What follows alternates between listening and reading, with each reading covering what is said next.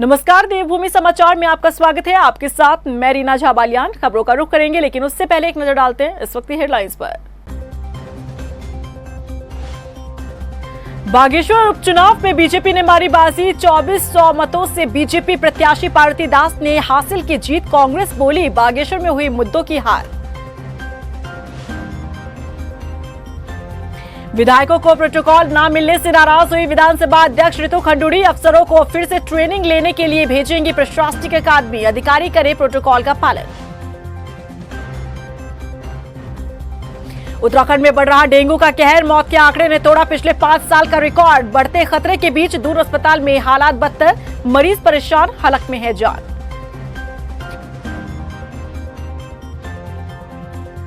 हल्द्वानी में रेरा नियमों के विरोध में सड़कों पर उतरे हजारों किसान। रेरा के नियमों में बदलाव के लिए सरकार को दिया 100 घंटे का वक्त।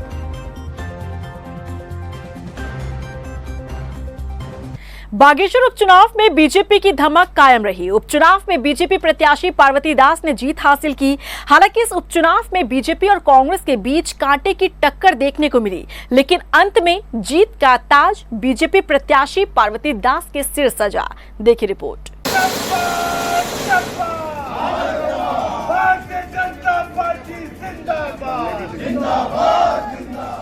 बागेश्वर विधानसभा सीट पर हुए उपचुनाव में भाजपा ने बाजी मारी है। उपचुनाव में बीजेपी प्रत्याशी पार्वती दास ने 2405 मतों से जीत हासिल की। भाजपा प्रत्याशी ने कांग्रेस के बसंत कुमार को 2405 मतों के अंतर से हरा दिया। तीसरे नंबर पर मतदाताओं ने नोटा को रखा है। समाजवादी पार्टी, उत्तराखंड क्रांति दल और उत्तराखंड परिवर्तन पार्टी के उम्मीदवार 1000 के आंकड़े तक भी नहीं पहुंच सके हैं। शुरुआत से ही भाजपा और कांग्रेस के बीच कांटे की टक्कर देखने को मिल रही थी, लेकिन मतगणना में शुरुआती रुझान को देखते हुए कयास लगाया जा रहा था कि इस उपचुनाव में कांग्रेस की जीत हो सकती है। लेकिन जैसे जैसे मतगणना का राउंड बढ़ता गया, वैसे ही पासा पलट गया और जीत का ताज आखिर में बीजेपी प्रत्याशी पार्वती दास की सिर सजा है। उपचुनाव में क्या कुछ नतीजे रहे, आइए हम आपको समझाते हैं। बीजेपी की प्रत्याशी पार्वती दास को 33,247 वोट मिले हैं। कांग्रेस के प्रत्याशी बसंत कुमार को 30,842 वोट मिले हैं। उत्तराखंड क्रांति दल के प्रत्याशी अर्जुन देव को 857 वोट मिले हैं। समाजवादी पार्टी के प्रत्याशी भगवत प्रसाद को 637 वोट मिले हैं और उत्तराखंड परिवर्तन पार्टी के उम्मीदवार भागवत कोहली को 268 वोट मिले हैं। इसके साथ ही जो तीसरे नंबर पर रही हैं नोटा, उनको 1257 वोट मिले हैं। निश्चित रूप से बागेश्वर का चुनाव आज के दृष्टि में कहूँ तो भारतीय जनता पार्टी के पक्ष में एक अच्छा माहौल रहा। वहाँ की जनता ने हमको जो समर्थन दिया, हमारा माननीय मुख्यमंत्री जी के कार्यों के प्रति, प्रधानमंत्री जी के कार्यों के प्रति जो उन्होंने एक उत्साह के रूप में मतदान किया है, मैं कह सकता हूँ कि भारतीय जनता पार्टी के लिए चुनाव बड़ा महत्वपूर्ण था और अच्छे मतों में चुनाव को जीते हैं और ये शुरुआत है। आगामी दिनों के अंदर सारे चुनाव भारतीय जनता पार्टी इस प्रकार से जीतते आगे बढ़ेगी। वहीं बागेश्वर उपचुनाव में कांग्रेस को मिली हार पर कांग्रेस के प्रदेश अध्यक्ष करण माहरा ने कहा कि इस उपचुनाव में हमने काफी मेहनत की थी, लेकिन बागेश्वर में मुद्दों की हार हुई है और सहानुभूति की जीत हुई है। देखिए, हालांकि कांग्रेस ने अपना वोट प्रतिशत लगभग 20% बढ़ाया है, लेकिन फिर भी मैं ये कहना चाहूँगा कि कहीं ना कहीं मुद्दे हार गए, सहानुभूति जीती है। बागेश्वर विधानसभा सीट से उपचुनाव के लिए भले ही 5 प्रत्याशी मैदान में रहे हो, लेकिन चुनावी जंग के दौरान भाजपा और कांग्रेस के प्रत्याशी के बीच कड़ा मुकाबला देखा गया। पार्वती दास पहली बार भाजपा की तरफ से मैदान में उतरी और पहली ही बार में उन्होंने जीत हासिल की और बागेश्वर सीट से पहली बार वो महिला विधायक बनेगी। बागेश्वर उपचुनाव में बीजेपी ने अच्छी खासी जीत हासिल की। इस जीत का श्रेय सीएम पुष्कर सिंह धामी को दिया जा रहा है, क्योंकि चुनाव से ऐन पहले सीएम धामी ने बागेश्वर में धुआंधार प्रचार किया, जिसका नतीजा रहा कि बागेश्वर सीट पर बीजेपी ने परचम लहराया। देखिए रिपोर्ट।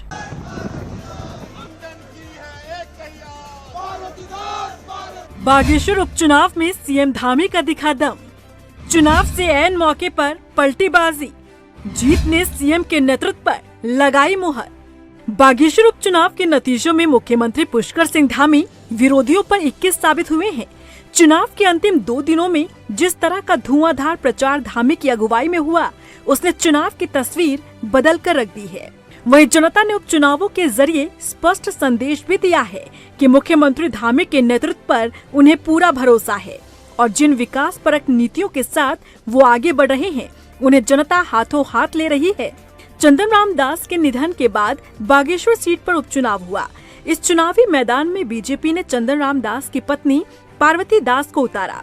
बागेश्वर चुनाव को लेकर शुरू से ही कांग्रेस की ओर से तमाम बड़े दावे और प्रपंच किए गए, लेकिन जनता के दिलो दिमाग पर छाई बीजेपी और धामी के तिलिस्म को कांग्रेस तोड़ नहीं पाई। बागेश्वर सीट पर हुई इस जीत को लेकर राजनीति के जानकार तमाम मायने बता रहे हैं। जानकारों का मानना है कि जिस तरह से चुनाव के अंतिम 2 दिनों तक मुख्यमंत्री धामी ने गरुड़, बागेश्वर सहित कई जगहों पर रोड शो किए और जिस तरह वहां लोगों की भीड़ उमड़ी, उसने न केवल धामी की लोकप्रियता को इंगित किया बल्कि चुनावी नतीजों पर भी मुहर लगाने का काम किया। इस जीत ने धामी सरकार द्वारा राज्य में चलाए जा रहे विभिन्न विकास परक योजनाओं और विकासवादी एजेंडे पर भी मुहर लगाई। दूसरा, इस चुनाव ने साल 2024 में होने वाले लोकसभा चुनाव की पटकथा भी अभी से ही लिखनी शुरू कर दी है। ये जीत जनता का बीजेपी के प्रति राज्य में रुझान भी दर्शा रही है। बागेश्वर उपचुनाव के नतीजों ने ये जाहिर कर दिया कि सूबे के मुखिया पुष्कर सिंह धामी की लोकप्रियता बढ़ रही है। चुनाव से ऐन मौके पहले सीएम धामी ने बागेश्वर सीट पर जो प्रचार किया उसका नतीजा रहा कि बीजेपी को जीत हासिल हुई और इसी के साथ सीएम धामी ने योगी और हरदा को भी पीछे छोड़ दिया। आखिर कैसे, इस रिपोर्ट से समझिए। बागेश्वर उपचुनाव में बीजेपी की जीत, सीएम धामी साबित हुए लोकप्रिय नेता। उपचुनाव में योगी हरदा को भी छोड़ा पीछे, बागेश्वर की जनता का दिल पुष्कर जीते। बागेश्वर उपचुनाव जिस पर सबकी निगाह टिकी थी, चुनावी मैदान में उतरे सभी सियासी दल अपनी जीत का दावा कर रहे थे, लेकिन सीधा मुकाबला बीजेपी और कांग्रेस के बीच रहा। चुनाव से पहले अपने प्रत्याशी बसंत कुमार की जीत को लेकर कांग्रेस आश्वस्त नजर आ रही थी, लेकिन ऐन मौके पहले सीएम धामी ने पूरी बाजी पलट दी। बागेश्वर सीट पर सीएम धामी ने जो प्रचार किया, उस प्रचार के दौरान क्षेत्र की जनता की भीड़ उमड़ी, उसने जीत पर मुहर लगाने का काम कर दिया। लेकिन आज जब नतीजे सामने आए और बीजेपी ने जीत हासिल कर ली है, ऐसे में जीत का श्रेय सीएम पुष्कर सिंह धामी को जाता है। और सबसे खास बात जो गौर करने वाली है वो ये कि यूपी के मुख्यमंत्री योगी आदित्यनाथ की लोकप्रियता किसी से छिपी नहीं है, लेकिन इसके बावजूद यूपी की घोसी सीट पर हुए उपचुनाव में बीजेपी प्रत्याशी को हार का सामना करना पड़ा। इतना ही नहीं, उत्तराखंड की बागेश्वर सीट जिस पर कांग्रेस प्रत्याशी के समर्थन में पूर्व मुख्यमंत्री हरीश रावत लगभग हफ्ते भर तक बागेश्वर में डेरा डाले रहे, लेकिन अपने प्रत्याशी को जीत दिलाने में असफल साबित हुए। वही सीएम पुष्कर सिंह धामी चुनाव से ऐन पहले बागेश्वर क्षेत्र में जाकर बीजेपी प्रत्याशी पार्वती दास के समर्थन में प्रचार किया और नतीजा रहा कि जीत बीजेपी की झोली में गई। इससे समझा जा सकता है कि सीएम धामी की लोकप्रियता किस कदर बढ़ रही है, उनके प्रति लोगों का विश्वास कितना बढ़ रहा है, और यही कारण है कि कम समय रहते हुए भी उन्होंने जब प्रचार किया तो क्षेत्र की जनता का रुझान बीजेपी की तरफ रहा। और इसीलिए कहा जा रहा है कि योगी हारे, हरदा हारे, जिता ले गए पुष्कर हमारे।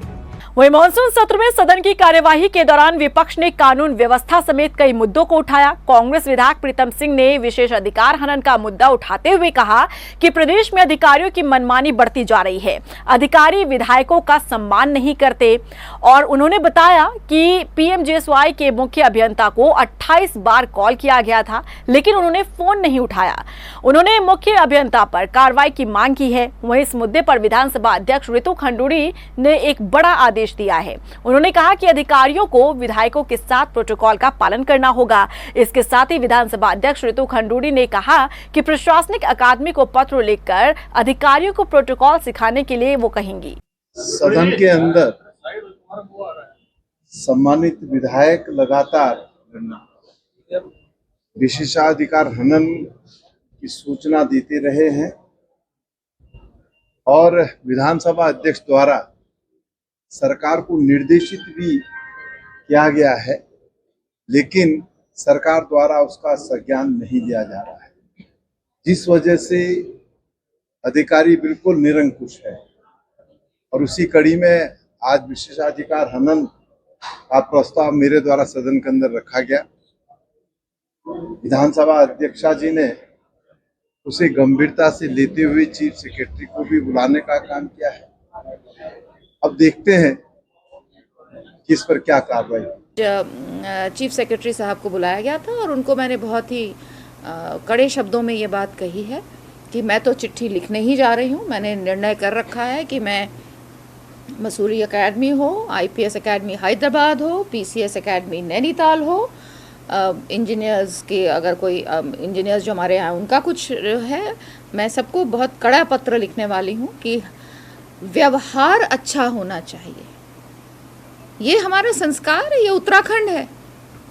यहाँ हम लोगों को सोच समझ के करना चाहिए, व्यवहार अच्छा होना चाहिए और प्रोटोकॉल वाइज ऑल्सो प्रोटोकॉल है विधायक का, तो वो प्रोटोकॉल हमें देना पड़ेगा, अफसरान को देना पड़ेगा। उत्तराखंड में डेंगू का कहर बढ़ता जा रहा है। हालात ये हैं कि पिछले 5 साल के मुकाबले इस बार डेंगू से सबसे ज्यादा मौत हुई है और ऐसे हालात के बीच उत्तराखंड के सबसे बड़े अस्पताल यानी कि दून अस्पताल की जब आप तस्वीर देखेंगे तो दंग रह जाएंगे। डेंगू से निपटने के दावे करने वाले दून अस्पताल की हकीकत देखिए। उत्तराखंड में बढ़ रहा डेंगू का कहर। पिछले 5 साल के मुकाबले इस बार सबसे अधिक मौत। दून अस्पताल में बदतर हालात, मरीज परेशान, हलक में है जान। दून अस्पताल में व्यवस्था अधूरी। डेंगू को लेकर आखिर ये कैसी तैयारी? कहने का मतलब यह है कि लेट ज़्यादा हो रहा है ना, कम से कम यह खिड़की और खोल दी जाए यहाँ पे। 3 घंटे हो गए मुझे वहाँ से आने में, जामा में दर्द हो गया, अभी खड़े हो रखे हैं। तक हम सैंपल देने वहाँ तक पहुँचते तक सैंपल सूख जाता है। वॉशरूम की दिक्कत है, वॉशरूम में कोई डस्टबिन नहीं रखा है, बाहर लेडीज़ों को पैड वैड डालने में दिक्कत आ रही है। वो लोग जो सिस्टम है पीछे उसमें डाल दे रहे हैं, वहाँ से पानी टपक रहा है, पानी नहीं है वहाँ पे। मैं अभी गई वॉशरूम तो वहाँ पानी नहीं था, फिर हम बॉटल लेके गए हैं, तो इस तरह फिर कैसे चलेगा? समस्या ये है कि लाइन लगी हुई है, खून टेस्ट के लिए देना है, यहाँ पे से रिपोर्ट मिलनी है। यहाँ से लोग बाग सुबह से खून निकलवा कर हाथ न रखे हुए हैं अपने, अभी तक कोई सुनवाई नहीं हो रही। चौंकिए नहीं, ये दून अस्पताल का ही हाल है। वो दून अस्पताल जो उत्तराखंड का सबसे बड़ा सरकारी अस्पताल है, जहां उत्तराखंड से ही नहीं बल्कि बाहरी प्रदेशों से भी मरीज अपना इलाज करवाने आते हैं। लेकिन यहाँ की व्यवस्था क्या है? मरीजों और तीमारदारों को सुनने के बाद आप बखूबी समझ गए होंगे। अब आपको यहाँ के हालात से भी रूबरू करवाते हैं, जिससे आप और आसानी से समझ सकते हैं कि डेंगू से इस वक्त प्रदेश का हाल क्या है। और मंत्री जी सभी व्यवस्था होने की दुहाई देते हैं। दरअसल इस वक्त उत्तराखंड में डेंगू का कहर बढ़ता जा रहा है। हालात ये है कि पिछले 5 साल के मुकाबले इस बार डेंगू से मौत का आंकड़ा सबसे अधिक है। अब तक 12 लोगों की मौत हो चुकी है, इसमें 11 मौत सिर्फ देहरादून में हुई है। जिले में अब तक डेंगू के सबसे अधिक 589 मरीज मिले हैं। साल 2019 में प्रदेश में डेंगू तेजी से फैला था और कुल 8 मरीजों की मौत हुई थी, लेकिन इस बार डेंगू के मरीजों का आंकड़ा डरा रहा है। वहीं ऐसे हालातों के बीच दून अस्पताल का हाल क्या है वो भी आपके सामने है। डेंगू टेस्ट करवाने के लिए लोगों को घंटों लाइन में लगना पड़ता है। दून अस्पताल पहुंचे लोगों के मुताबिक भीड़ इतनी ज्यादा होती है कि 3-4 घंटे बाद ही मरीजों का नंबर आता है। तब तक सैंपल सूख जाता है क्योंकि टेस्ट के लिए सिंगल विंडो बनाई गई है। जितनी संख्या में स्टाफ होने चाहिए, उनकी कमी के कारण मरीजों को परेशानियों का सामना करना पड़ता है। जब तक आप जो है रिपोर्ट आप लेने आएंगे तो ये लाइन अलग लग जाए। जो सैंपल का होता है, जब तक हम सैंपल देने वहाँ तक पहुँचते तब तक सैंपल सूख जाता है, क्योंकि बीच में स्टाफ रिपोर्ट लेने वाले एक ही बंदा वहाँ पे बैठा हुआ है। कम से कम दो इंस्ट्रूमेंट होने चाहिए वहाँ पर, रिपोर्ट के अलग और उसके अलग, जो सैंपल सूखे ना। यहाँ सैंपल सूख जाएगा, बता देंगे पेशेंट ऑलरेडी बीमार है, फिर उसका ब्लड निकालेंगे। क्या है ना, टाइम ज़्यादा लगता है, काम तो हो रहा है पर टाइम ज़्यादा लग रहा है। 3 घंटे हो गए मुझे वहाँ से आने में, अभी 1.5 घंटा लग जाएगा मुझे आगे जाने में। वहीं दून अस्पताल में लोगों की शिकायत सुनने के बाद जब हमारी टीम ने चिकित्सा अधीक्षक से बात की तो वो सफाई पेश करते दिखे और 2-3 दिनों के भीतर समस्या दूर करने की बात कहते नजर आए। देखिए, बिल्कुल इस डेंगू की इस महामारी में हम लोग के यहाँ 6 से 7 हज़ार टेस्ट डेली हो रहे हैं, जिसके लिए फिर कलेक्शन पर लाइन लग रही है।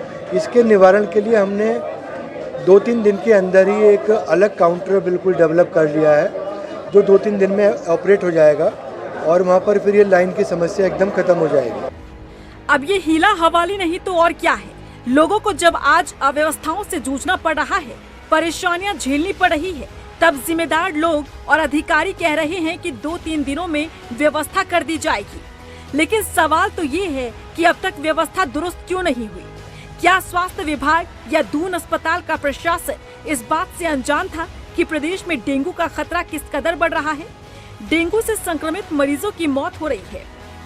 बावजूद इसके समय पर उचित व्यवस्था न करना कहीं न कहीं ये बताता है कि जिम्मेदार लोगों को मरीजों की परेशानियों से कोई फर्क ही नहीं पड़ता। यदि पड़ता होता तो शायद अव्यवस्थाओं की ये तस्वीरें यूं सामने न आती। बहरहाल उम्मीद करते हैं कि इस रिपोर्ट के बाद अस्पताल प्रशासन जागे, स्वास्थ्य विभाग की नींद टूटे और प्रदेश भर में डेंगू से बचाव के साथ साथ अस्पतालों में उचित व्यवस्था मरीजों के लिए की जाए।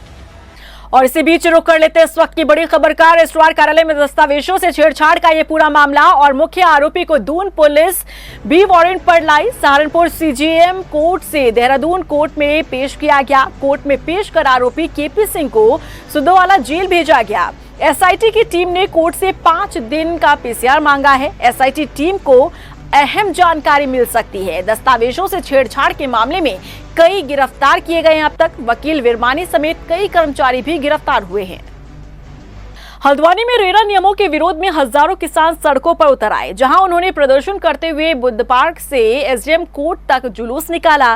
किसान हल के साथ ही अपने सभी उपकरण लेकर प्रदर्शन में पहुंचे। इस दौरान प्रदर्शन को लीड कर रहे राज्य आंदोलनकारी ललित जोशी ने कहा कि रेरा नियमों की आड़ में किसानों का उत्पीड़न किया जा रहा है, जिसे बर्दाश्त नहीं किया जाएगा। प्रदर्शनकारियों ने सिटी मजिस्ट्रेट के माध्यम से मुख्यमंत्री को ज्ञापन भेजा और 100 घंटे का समय दिया। अगर 100 घंटे के भीतर रेरा के नियमों में बदलाव नहीं किया गया तो 12 सितंबर को महापंचायत कर बड़ा आंदोलन शुरू किया जाएगा। आज हमने जो है रेरा कानून को लेके, प्राधिकरण को लेके, ट्विन सिटी जो कि ऐसे लगता है कि किसानों की जमीन अधिग्रहण होने जा रही है, उसके विरोध में आज हमने प्रदर्शन किया है। हम सरकार को फिर एक बार निवेदन के साथ चेतावनी भी दे रहे हैं। अभी तक हम सरकार के खिलाफ नहीं बोले हैं, हम अधिकारियों के खिलाफ ही कह रहे हैं कि आप रेरा के माध्यम से ये जो पैसा खाऊ प्राधिकरण के जो नियम लगे हुए हैं, ये ट्विन सिटी के नाम पर किसानों की जमीन को खाने का जो प्रपंच रचना जा रहा है, इसको 100 दिन के अंदर इसका समाधान और 100 घंटे के अंदर आप समाधान कीजिए।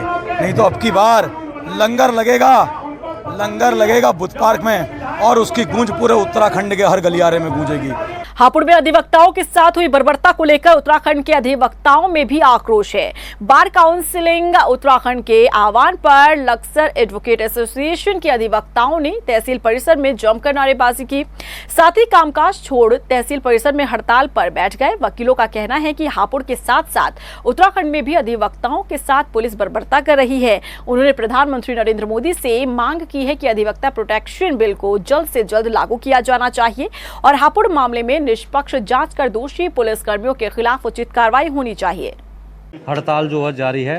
दूसरा, हापुड़ में पुलिस वालों के खिलाफ भी अधिवक्ताओं की ओर से मुकदमा दर्ज हो चुका है कि जो हमारी महिला अधिवक्ता थी उनके साथ छेड़खानी की गई थी, लूट की गई थी और मारपीट की गई थी। लेकिन अब हमारी मांग ये है कि मुकदमा दर्ज होगा, पुलिस वालों की गिरफ्तारी भी हो। तो इसलिए जो बार काउंसिल उत्तराखंड के आह्वान पर लक्सर भी सभी अधिवक्ता, हमारी जो रजिस्ट्री आरके ऑफिस, हमारे सब कोर्ट में न्यायिक कार्यों से सभी अधिवक्ता विरक्ता, हमारे स्टाम्प वेंडर, हमारे टाइपिस्ट, हमारे जो सबका समर्थन मिल रहा है, इसलिए हमारी हड़ताल जारी रहेगी। रुड़की के पिरान कलियर साबिर पार्क का 755वां सालाना उर्स 16 सितंबर से शुरू होने जा रहा है, जिसको लेकर पुलिस और प्रशासन तैयारियों में जुटा हुआ है। उर्स मेले में लाखों की संख्या में देश विदेश से जायरीन पिरान कलियर पहुंचते हैं। पुलिस प्रशासन लगातार बैठक करके मेले को शांतिपूर्ण तरीके से संपन्न कराने की तैयारी कर रहा है। प्रशासन और पुलिस के द्वारा समन्वय स्थापित कर जो भी अतिक्रमण हटाने और अन्य कार्य अमल में आने हैं वे सभी किए जा रहे हैं। चूँकि इसमें अलग से ही उर्स के लिए एक अलग से कोतवाली बनती है और उसके लिए अलग से इंस्पेक्टर रैंक के अधिकारी नियुक्त होते हैं, तो जो भी रिक्वायरमेंट ऑफ फोर्स होगी वो सब प्राप्त कर लिया जाएगा। साथ ही लोगों से लगातार सावधानी बरतने और सजग और सतर्क रहने की अपील की जा रही है। और इसी के साथ फिलहाल इस बुलेटिन में बस इतना ही, लेकिन चलते चलते एक नजर डालते हैं इस वक्त की हेडलाइंस पर। बागेश्वर उपचुनाव में बीजेपी ने मारी बाजी, 2400 मतों से बीजेपी प्रत्याशी पार्वती दास ने हासिल की जीत। कांग्रेस बोली बागेश्वर में हुई मुद्दों की हार। विधायकों को प्रोटोकॉल न मिलने से नाराज हुई विधानसभा अध्यक्ष ऋतु खंडूड़ी। अफसरों को फिर से ट्रेनिंग लेने के लिए भेजेंगी प्रशासनिक अकादमी, अधिकारी करें प्रोटोकॉल का पालन। उत्तराखंड में बढ़ रहा डेंगू का कहर, मौत के आंकड़े ने तोड़ा पिछले 5 साल का रिकॉर्ड। बढ़ते खतरे के बीच दूर अस्पताल में हालात बदतर, मरीज परेशान, हलक में है जान।